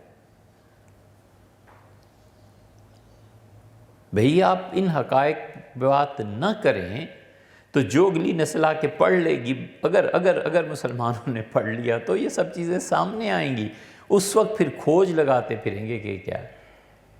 اس نے کہا 300 سال بعد مسجد بن رہی ہے، حضور صلی اللہ علیہ وسلم اس وقت کہہ رہے ہیں یہ قرآن ان کی تصنیف ہے۔ اور پھر اس نے کہا سورہ قمر کی یہ آیات امراء القیس کے اشعار میں ملتی ہیں، جاہلیت کے زمانے میں کافر شعراء نے یہ باتیں کہی تھیں اور تم نے اسے اٹھا کے سورہ قمر میں ڈال دیا، تم کہتے ہو یہ قرآن۔ یہ جو مسجد اقصیٰ ہے، اس اعتراض کا جواب اللہ کی توفیق سے ریکارڈ کرایا، مگر بہت طویل ہو گیا، کوئی 2.25 گھنٹے لگ گئے اس میں، پتہ نہیں اب کوئی سنے نہ سنے۔ بہرحال ہم نے اپنا جو تھا ایک سوال اس کا جواب دیا، انشاءاللہ اس کا بھی کرا دیں گے۔ یہ سب اعتراضات ہیں۔ تو یہ ناسبی جتنے ہیں اہل بیت کرام رضی اللہ عنہ کی توہین، نئے شوشے، سیدنا حسین ابن علی رضی اللہ عنہما صحابی ہی نہیں تھے، سبحان اللہ۔ اگر حسین صحابی نہیں تھے تو حسن بھی نہیں تھے، عبداللہ ابن زبیر بھی نہیں تھے، مسور بھی نہیں تھے، نعمان بھی نہیں تھے رضی اللہ عنہ، محمود ابن ربی رضی اللہ عنہ بھی نہیں تھے، یہ سب جتنے، عبداللہ ابن زبیر بھی پھر نہیں تھے۔ ایک انہی پہ کیوں برسنا ہے؟ سب کو نکالو پھر۔ اصاغر یعنی عمر میں چھوٹے صحابہ کرام رضی اللہ، حضور صلی اللہ علیہ وسلم جب انتقال ہوا ہے تو تمہارے ممدوح اور جن کے تم گیت گاتے ہو ہمیشہ، محمد بن ابو بکر، وہ تو سرے سے صحابی نہیں رہتے، کیونکہ وہ پیدا کب ہوئے ہیں؟ حضور صلی اللہ علیہ وسلم آخری حج پہ تشریف لے گئے ہیں، آپ کی وفات سے 3 مہینے پہلے محمد بن ابو بکر کی ولادت ہوئی۔ حضرت اسماء رضی اللہ عنہ سے اور حضرت بکر رضی اللہ عنہ، اسماء کے شوہر تھے، اسماء کی شادی ہوئی تھی حضرت جعفر رضی اللہ عنہ سے، پھر جعفر رضی اللہ عنہ کی شہادت کے بعد ان کا نکاح سیدنا ابو بکر رضی اللہ عنہ سے ہوا، پھر حضرت بکر رضی اللہ عنہ کے انتقال کے بعد ان کا نکاح ان کے پرانے شوہر کے چھوٹے بھائی دیور سیدنا علی رضی اللہ عنہ سے ہوا ہے۔ پھر انہوں نے حضرت علی رضی اللہ عنہ سے کہا کہ جنت میں بھی آپ کے ساتھ رہنا چاہتی ہوں، شہادت سے پہلے۔ تو سیدنا علی رضی اللہ عنہ پھر ان سے کہا تھا کہ اگر یہ خواہش ہو اور تمہیں ایسا تعلق ہے تو پھر میرے بعد شادی نہ کرنا۔ یہ کئی جگہ پہ چیزیں ملیں گی کہ شوہر نے بیوی سے کہا کہ اگر میرے ساتھ ہی رہنا ہے تو پھر شادی نہ کرنا۔ یہ جو نکاح کی تجدید اور اس پہ بیوگان کے نکاح کی پوری تحریک اٹھی تھی ہندوستان میں، علماء نے چلائی، بالکل صحیح تھی۔ وجہ اس کی یہ نہیں ہے کہ کتاب و سنت، وجہ اس کی یہ تھی کہ ہندوؤں کا اثر اتنا آ گیا تھا کہ بیوہ عورت کا نکاح بہت بڑا عیب سمجھا جاتا تھا، تو انہوں نے ہندوؤں کے اثرات اور تہذیب سے مسلمانوں کو محفوظ رکھنے کے لیے یہ تحریک چلائی تھی۔ کرنا کئی ایسے واقعات مل جائیں گے۔ سیدنا علی رضی اللہ عنہ پھر ایک دن یہ بھی فرمایا کہ میرے بعد معاویہ نکاح کا پیغام بھیجیں گے تو پھر شادی نہیں کرنی۔ پھر حضرت اسماء رضی اللہ عنہ نے نہیں کی تھی۔ محمد بن ابو بکر پیدا ہوئے ہیں تو حضرت اسماء رضی اللہ عنہ نے کہا کہ اللہ کے رسول اب میں اس حالت میں ہوں، تو حج کا پھر آپ نے فرمایا ایسے ایسے۔ حضرت بکر رضی اللہ عنہ لے کے گئے اپنے بیٹے کو، گود میں ڈالا اور عرض کیا کہ اللہ کے رسول اللہ نے بیٹا عنایت فرمایا ہے۔ تو آپ بہت خوش ہوئے اور فرمایا سموہ باسمی، اپنے بچے کو میرا نام دو۔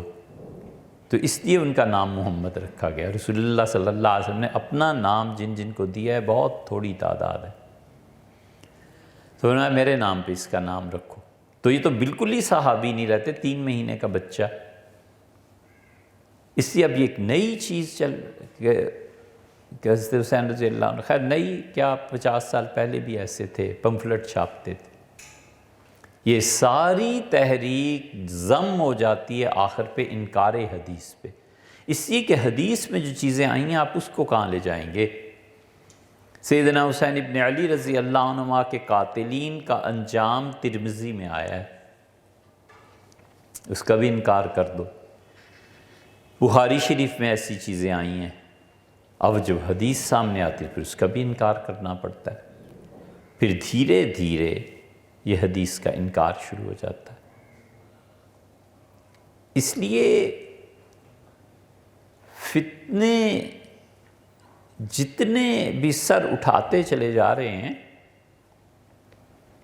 حقیقت یہ ہے کہ ہمارے زمانے میں اس پائے کے علماء نہیں رہے جو ان کی سرکوبی کر سکے، جن کا مطالعہ ایک اور عبادت دونوں چیزیں ہیں۔ مطالعہ ہوگا، علم میں وسعت پیدا ہوگی، معلومات آئیں گی، اور عبادت کا ذوق، بندگی کا ذوق سکھائے گا کہ اس علم کو استعمال کیسے کرنا ہے، ورنہ وہ علم گمراہ بھی کر دیتا ہے، وہ علم تباہی کی طرف بھی لے جاتا ہے۔ خدا کا خوف ہوگا تو سچ بولے گا نا کہ یہ چیز آئی ہے اور یہ نہیں آئی، حق بات ہے اس کے سامنے سر جھکا دینا ہے، سچائی ہے اسے ماننا پڑے گا، میں اب تک غلط تھا اب صحیح ہو رہا ہوں۔ یہ سب فیصلے ایسے ہیں کہ خدا کی عبادت اس میں جھکاؤ پیدا کرتی ہے، رنگ چڑھ جاتا ہے عبادت کا، بہت بہت مشائخ کا رنگ لوگوں پہ آ جاتا ہے، غیر محسوس طریقے پہ اپنے شیخ کی شخصیت جذب ہونا شروع ہو جاتی ہے، تو جتنا اس میں تعلق مع اللہ کی کیفیت ہوتی ہے وہ سامنے آنے لگتی۔ یہ اب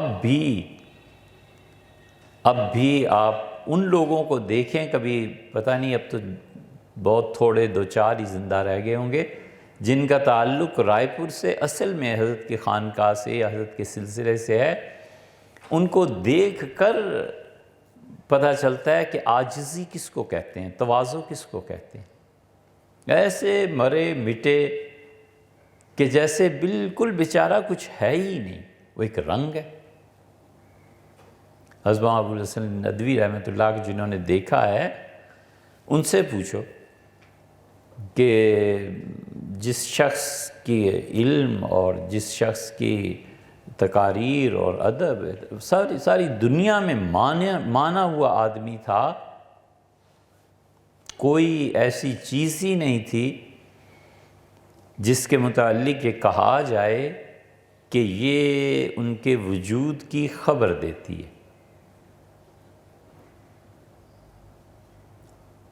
ہم نے انہیں اس وقت بھی دیکھا جب وہ اپنی رائے بریلی کی خانقاہ میں تھے، تو عصر کی نماز کا وقت ہوا، بالکل جیسے کوئی عام آدمی اٹھے، وضو کیا، مسجد گئے، اپنے جوتے خود اٹھا کر ایک طرف کو رکھے، نماز پڑھی، کوئی تاثر کسی چیز سے ملتا ہی نہیں تھا کہ اس آدمی کا اپنا کوئی وجود ہے، کہ یہ شیخ ہیں یا انہیں فیصل ایوارڈ ملا ہے یا کچھ، ذکر ہی نہیں، تذکرہ ہی نہیں۔ اور اب تصوف جو اس کا جوہر تھا وہ ایسا ناپید ہوا ہے، ایسا برباد ہوا ہے کہ جس طرح شیخ کی اور چیزیں ورثے میں تقسیم ہوتی ہیں بھائیوں کے درمیان، مرنے والا اور جو اس کے وارث ہیں وہ چاہتے ہیں مرید بھی اسی طرح تقسیم ہو جائیں اور مرید بھی آگے جا کے میری اولاد کی بیعت کر لیں۔ لا حول ولا قوت الا باللہ، مرید ہوئے کہ ورثہ ہو۔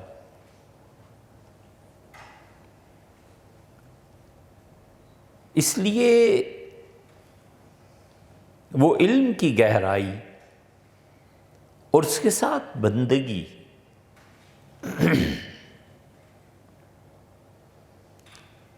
کوشش کر کے اللہ کی مرضیات کو حاصل کرنا کہ خدا کس چیز سے خوش ہوتا ہے۔ ایک ہے احکامات کی پابندی، یہ ہمیں گناہ سے بچاتی ہے، ڈوز اینڈ ڈونٹس، یہ کرو نہ کرو، یہ ہے یہ نہیں۔ اور ایک اس سے بھی بڑھ کے ہے، وہ کمال تک پہنچاتی ہے، اور وہ اللہ کی خوشی ایسی چیز ہے جس کے متعلق وہ خود کہتا ہے کہ مجھ سے مانگو۔ جب وہ خود کہتا ہے کہ مجھ سے مانگو اور بندہ اسے مانگے گا، چاہے گا، تو وہ اللہ ہی کی مراد پوری کر رہا ہے نا، تو اللہ کیوں نہیں دے گا پھر؟ یہ ایسے نہیں ہے کہ اس نے نہ کہا اور ہم مانگنے چلے، بہت سی چیزیں اس نے نہیں کی مگر ہم مانگنے چلے گئے۔ اس نے یہ نہیں کہا کہ لائبریری بناؤ، ہم چلے گئے کہ اللہ مہربانی فرمائے ایک لائبریری بن جائے۔ ایسی ایک چھوٹی سی مثال ہے، جتنی مثالیں گھڑ لیں آپ۔ اللہ تعالیٰ نے نہیں کہا کسی چیز کا، ہم مانگنے چلے گئے کہ اے رب یہ دے دے یہ دے دے۔ اس زمانے میں ایک چیز یہ آگے عطا بھی ہو جاتی ہے، محرومی بھی ہو جاتی ہے، دیتے بھی ہیں نہیں بھی دیتے۔ مقابلے کا امتحان دیا، اللہ کامیاب فرما دے، تو اللہ نے کب کہا تھا کہ مقابلے کا امتحان تم اس سال ضرور ہی دو؟ اور دے بھی دیتے ہیں نہیں بھی دیتے۔ لیکن وہ چیز جس کو وہ خود کہے کہ مجھ سے مانگو اور بندہ مانگنے چلا گیا، تو اب یہ کیسے ہو سکتا ہے؟ اگرچہ اختیار اس کا ہی ہے لیکن وہ دے گا، اس سے یہی حسن ظن ہے، یقین ہے کہ اسے خود کہا ہے مانگو۔ یبتغون، وہ چاہتے ہیں میرے ربہم، اپنے پروردگار سے، واسألوا اللہ من فضلہ، اور اللہ سے اس کا فضل مانگو، وہ خود کہتا ہے۔ اسی لیے رسول اللہ صلی اللہ علیہ وسلم نے بہت بڑی خوشخبری دی ہے۔ آپ نے فرمایا کہ اللہ اپنے فرشتوں کو بلاتا ہے اور کہتا ہے میرے اس بندے کو دیکھو، یہ آج کل چاہتا ہے کہ مجھے راضی کر لے۔ یہ ڈوز اینڈ ڈونٹس سے اوپر کی بات ہے۔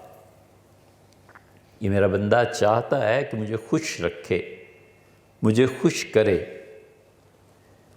آدمی بہت سی چیزیں ہیں، ذرا سا غور کرے نا تو زندگی کا دھارا بدل جاتا ہے۔ ذرا سی بات ہے بظاہر کہ ہمارے خیالات کا مرکز کیا ہے۔ یاد کرو اس زمانے کو جب بچے ہوتے تھے، اگر وہ میٹرک کا پیپر ہے، صبح پیپر دینا ہے، تو 2 دن 3 دن امتحان کے دنوں میں بخار چڑھ گیا ہے، اٹھتے بیٹھتے کھانا کھاتے ہر لمحے اس پیپر کا تذکرہ ہے، دل میں آ رہا ہے کہ یار پیپر دینا ہے۔ انجینئر بن گئے، سول انجینئر بن گئے، امتحان کے دنوں میں سوائے سول انجینئرنگ کا کوئی چیز رہی نہیں کہ وہ کرنا ہے کام۔ ہر جگہ یہ ڈاکٹر، سرجری ہے، پیپر ہے، یہ ہر ایک شعبے میں۔ بالکل ٹھیک وہ حالت جو چند دن کے لیے طاری ہوئی تھی نا، اس کو مجموعی طور پہ آدمی دیکھے کہ میری زندگی میں دن رات میں میری سوچ کا مرکز کیا ہے۔ سوچ کا مرکز یہ ہے کہ پیسے کماؤں، سوچ کا مرکز یہ ہے کہ کس طرح گاڑی لے لی جائے، سوچ کا مرکز یہ ہے کہ فلاں رشتہ وغیرہ جو بھی آپ، اس سوچ کے مرکز میں اگر جب تک اللہ نہ آئے تب تک ٹھیک نہیں ہوتا۔ بس اتنی سی بات. وہ سوچ کا مرکز اللہ ہے تو پھر ٹھیک ہے. اللہ ہی کے حوالے سے میرا وجود ہے اور اللہ ہی کے حوالے سے میرا عدم ہے. جہاں خدا نہیں ہے میں بالکل یاد کیے جانے کے قابل نہیں ہوں، مجھے کوئی پوچھتا نہیں. اور خدا ہے تو مجھے کوئی پوچھتا ہے. خدا کے ساتھ تعلق ہے تو صوفی بھی، مولوی بھی، مفتی بھی، فقیہ بھی، کچھ بھی اللہ کے حوالے سے ہے. کوئی پوچھتا بھی ہے تو کہتا ہے مسجد میں گئے ہوں گے، نماز کا وقت ہو رہا ہے، اذان ہو گئی ہے. اچھا بھئی کہاں ہوں گے؟ دیکھو تو کسی افطار پارٹی یا افطار یا اس کام میں یا اس کام میں. حج کا موسم آ گیا، ممکن ہے حج کو گئے ہوں. اللہ کے ساتھ تعلق کے حوالے سے ہی لوگ دریافت کرتے ہیں اور لوگوں کو جواب ملتا ہے. یہ جب اللہ خیال کے مرکز میں آ جاتا ہے نا، اور ہر بات آدمی اس حوالے سے سوچنے لگتا ہے کہ یہ کھانے سے خدا خوش ہوگا، چھوڑ دوں ناراض ہوگا، جوتا پہنوں لے لوں خدا خوش ہوگا ناراض ہوگا، جہاں جاؤں کیا کہیں گے کیا نہیں کہیں گے. یہ وہ چیز ہے جو انسان کو نقصان سے اٹھا کر کمال کے عروج تک پہنچاتی. کیونکہ جب وہ ہر بات میں خدا کا دھیان کرتا ہے تو ایسی اندھی بھی نہیں پڑی کہ اللہ اس کا دھیان نہ کرے. اللہ کو بندہ محبوب بن جاتا ہے. اسی لیے رسول اللہ صلی اللہ علیہ وسلم نے فرمایا کہ اللہ تعالیٰ اپنے فرشتوں کو بلاتا ہے اور کہتا ہے کہ میرے اس بندے کو دیکھو، آج کل یہ اس سوچ میں پڑا ہوا ہے کہ کسی طرح مجھے راضی کرے، کسی طرح مجھے خوش رکھے. تو فرشتوں تم گواہ رہنا، میں اسے ایسے اعمال کی توفیق اب دوں گا کہ میں اس سے خود خوش ہو جاؤں. تو چاہیے کیا؟ وہ خود کہتے ہیں مانگو. مانگنے گئے تو انہوں نے کہا بالکل ہم تمہیں ایسے اعمال کے بھی توفیق بخشنے لگیں گے جس سے ہم تم سے خوش رہیں. چاہیے کیا؟ ایک چھوٹی سی چیز ہے. ڈاکٹر کہتا ہے روزانہ رات کو سونے سے پہلے دانت صاف کر کے سو. اتنی سے تو بات سمجھنی ہے کہ رسول اللہ صلی اللہ علیہ وسلم رات کو ہمیشہ مسواک کر کے سوتے تھے. بس کتنا فرق پڑ گیا. عمل وہی ہے، کام وہی ہے، سوچ کی تو تبدیلی ہے کہ ڈاکٹر کہے نہ کہے حضور صلی اللہ علیہ وسلم یہ کرتے تھے. بس حدیث میں آتا ہے مرضات للرب، تمہارے پروردگار کو جو چیز خوش کرتی ہے، اللہ جس چیز پہ خوش ہوتا ہے وہ تمہارے مسواک کرنے سے. دانت تو صاف کرنے کہ نہیں کرنے، مسواک سے کر لیے، فرمایا اللہ اس سے خوش ہوتا ہے. ایک چھوٹا سا آغاز ہے نا، ایک چھوٹی سی بات ہے.